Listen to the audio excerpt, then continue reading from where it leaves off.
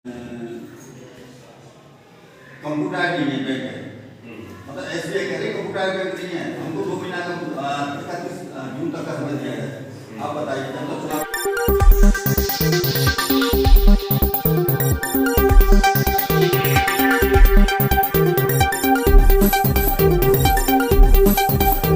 जिला कांग्रेस कमेटी मथुरा के अध्यक्ष भगवान सिंह वर्मा ने जिला कार्यालय सेठवाड़ा पर भाजपा के चुनावी चंदा घोटाले पर प्रेस वार्ता का आयोजन किया। जिला कांग्रेस कमेटी मथुरा के अध्यक्ष भगवान ने प्रेस वार्ता को संबोधित करते हुए बताया कि भारतीय जनता पार्टी द्वारा 2 जनवरी 2018 से अधिसूचित इलेक्टोरल बॉन्ड योजना आज़ाद भारत में चुनावी चंदे की सबसे बड़ी भ्रष्ट योजना बन गई है। भाजपा द्वारा सफेद तरीके से काला धन एकत्र करने की एक अपारदर्शी योजना बनाई गई, जो सरकारी शक्ति के दुरुपयोग का एक नायाब नमूना बन गई है। 15 फरवरी 2024 को सर्वोच्च न्यायालय के 5 न्यायमूर्तियों की एक पीठ ने इस योजना को एक मत से असंवैधानिक करार देते हुए खारिज कर दिया। कांग्रेस पार्टी ने शुरू से ही इस चंदे के काले धंधे का विरोध किया था। हमने बार बार कहा कि ये योजना भाजपा सिर्फ अपने फायदे के लिए और चुनावी चंदे में भ्रष्टाचार को बढ़ावा देने के लिए ला रही है।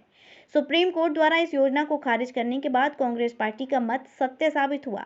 सुप्रीम कोर्ट ने इस योजना पर ताला लगाकर ये सिद्ध कर दिया कि भाजपा चोर दरवाजे से चंदे के धंधे का काला खेल खेल रही थी। जी बताएं, जो आपके द्वारा प्रेस वार्ता की गई है किस उद्देश्य से की गई है? आपने देखा होगा समाचार माध्यमों से माननीय राहुल गांधी ने, हमारे पूर्व राष्ट्रीय अध्यक्ष ने एक मुद्दा उठाया था कि चुनावी बॉन्ड हैं। भारतीय जनता पार्टी ने 2018 में जो प्रस्ताव पास किया लोकसभा में, उसके द्वारा भारतीय जनता पार्टी ने एक काले धन को सफ़ेद किया गया है। आपने देखा होगा किसी कंपनी पे ईडी का छापा पड़ रहा है, दूसरे दिन गए कंपनी ने 1000 करोड़ के, 500 करोड़ के, 100 करोड़ के बॉन्ड खरीद लिए बीजेपी से। आपको काम चाहिए, आपको काम दे दिया कंपनी को, और राष्ट्रीय कंपनी को काम दे दिया, उन्होंने 200, 300, 400 करोड़ के बॉन्ड खरीद लिए। तो ये एक ब्लैकमेल का काम था। ये धंधा चंदा उगाने का, एक चौथ उगाने का काम भारतीय जनता पार्टी ने किया है। उसके माननीय राहुल गांधी और कांग्रेस पार्टी ने सबसे पहले विरोध किया था। माननीय सुप्रीम कोर्ट के 5 सदस्यीय खंडपीठ ने, न्यायमूर्ति 5 सदस्यीय, उन्होंने आदेश दिया, उन चुनावी बॉन्ड को तत्काल प्रभाव से निरस्त किया और एसबीआई को आदेश दिया कि आप इस चुनावी बॉन्ड को जो है हिसाब किताब इसको चुनाव आयोग को दें, जिससे चुनाव आयोग इसको जनता को वेबसाइट पर डाल सके, जनता को देखने के लिए। एसबीआई ने एक हलफनामा दाखिल किया माननीय सुप्रीम कोर्ट में कि हमारी बैंक कंप्यूटराइज नहीं है, मैनुअल है। आप देखो कितना हंसी की बात है कि एसबीआई ये कह रही है कंप्यूटराइज नहीं है हमारी बैंक है। उसके बाद माननीय सुप्रीम कोर्ट ने फिर आदेश दिया, आप 3 दिन के अंतर्गत इसे चुनाव आयोग को इसको अपना हिसाब दीजिए, अन्यथा आपके खिलाफ अवमानना कार्रवाई की जाएगी। देखिए, प्रेस वार्ता का स्टेटमेंट आपने लिया अभी इलेक्टोरल बॉन्ड के बारे में, जो सीधा साधा उदाहरण है कि एसबीआई के अधिकारियों को दबाव में ला करके, जो कि सबको मालूम है कि ये आजकल सब कंप्यूटर वाली डिजिटल हो गई हैं। कोई चीज़ बगैर ऑनलाइन उनका खाता भी नहीं खुलता है। एसबीआई का तो और यूनियन का बहुत पहले से इनका कंप्यूटराइज हो गया था, बाकी के बैंकों का बाद में हुआ।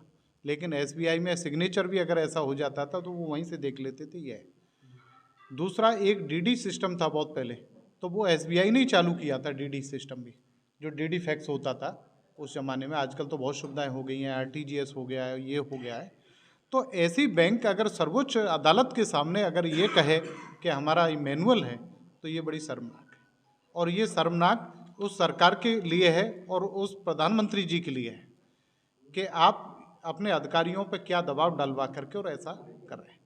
रही बात आप जो कह रहे हैं कि मथुरा के प्रत्याशी के बारे में, मैं आपको कहूँगा जनता जनार्दन तैयार बैठी है। ये रेल का डब्बा जो यहाँ जमा हुआ है, मुझे नहीं कहना चाहिए इस बात को, लेकिन ऐसे जमा दिया है कि 3-3 बार वही। पब्लिक परेशान है, किसान परेशान है, किसानों की कोई सुनवाई नहीं है। बहुत पहले उनके पास किसान गए थे और किसानों ने जाके कहा कि हमारी टेल पे पानी नहीं है, तो उन्होंने कहा टेल क्या होती है। उनसे कहा कि बम्मा, बोलो बम्मा क्या होता है। जिस